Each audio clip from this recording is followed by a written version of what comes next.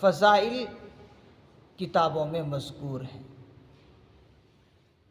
بہت زیادہ ان دو آیتوں کی فضیلت مذکور ہے، فضیلت بیان کیے گئے ہیں۔ اللہ کے پیغمبر صلی اللہ علیہ وسلم نے فرمایا کہ یہ دو آیتیں جنت کے خزانوں میں سے خزانے ہیں۔ یہ سورہ بقرہ کی آخری دو آیتیں، اور وہ سورہ بقرہ کیونکہ پورے قرآن کریم میں سب سے بڑی سورہ ہے،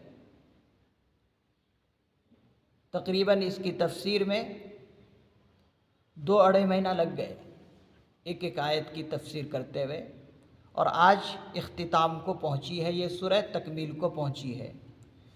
تو اس کے فضائل آپ سنیں اور اس پر عمل کرنے کی کوشش کریں۔ تو اللہ کے پیغمبر صلی اللہ علیہ وسلم کی حدیث ہے کہ جنت کے خزانوں میں سے یہ دو آیتیں خزانہ ہے۔ اور حدیث پاک میں دوسری حدیث میں یہ ہے کہ ان دو آیتوں کو اللہ رب العزت نے 2000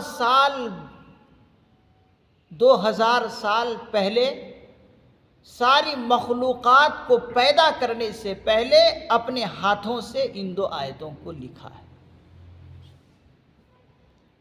پوری مخلوقات کو پیدا کرنے سے 2000 سال پہلے خود اللہ نے اپنے ہاتھوں سے ان دو آیتوں کو لکھا ہے۔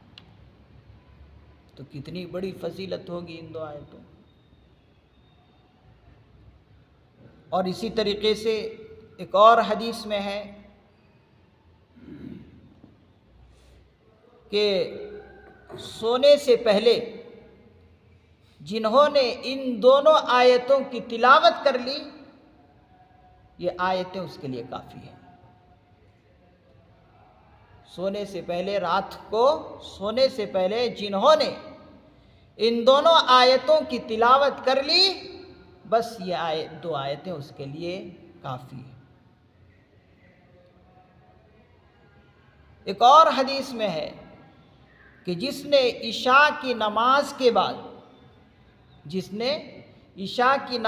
کے بعد ان دونوں آیتوں کی تلاوت کر لی، گویا کہ اس نے قیام اللیل کیا، یعنی تہجد کی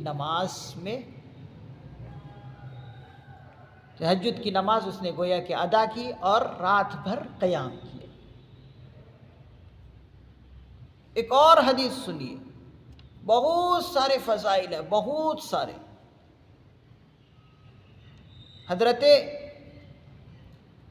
حدیث نہیں ہے بلکہ صحابی کا قول ہے، حضرت عمر فاروق رضی اللہ عنہ اور حضرت علی المرتضیٰ رضی اللہ عنہ فرماتے ہیں کہ خود بھی ان دونوں آیتوں کی تلاوت کو سیکھو، خود بھی اپنے آپ کو بھی ان دونوں آیتوں کی تعلیم سے آراستہ کرو، یعنی خود بھی سیکھو اور اپنے گھر والیوں کو بھی سکھاؤ، اپنی عورتوں کو بھی سکھاؤ اور اپنے بچوں کو بھی یہ دونوں آیتیں سکھاؤ،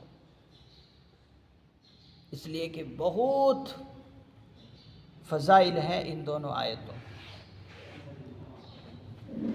اور ایک حدیث میں تو آقا علیہ الصلوۃ والسلام نے یہاں تک فرمایا کہ عرش کے نیچے کے جو خزانے ہیں، عرش کے نیچے کے خزانوں میں سے یہ خزانے ہیں، یہ دونوں آیتیں۔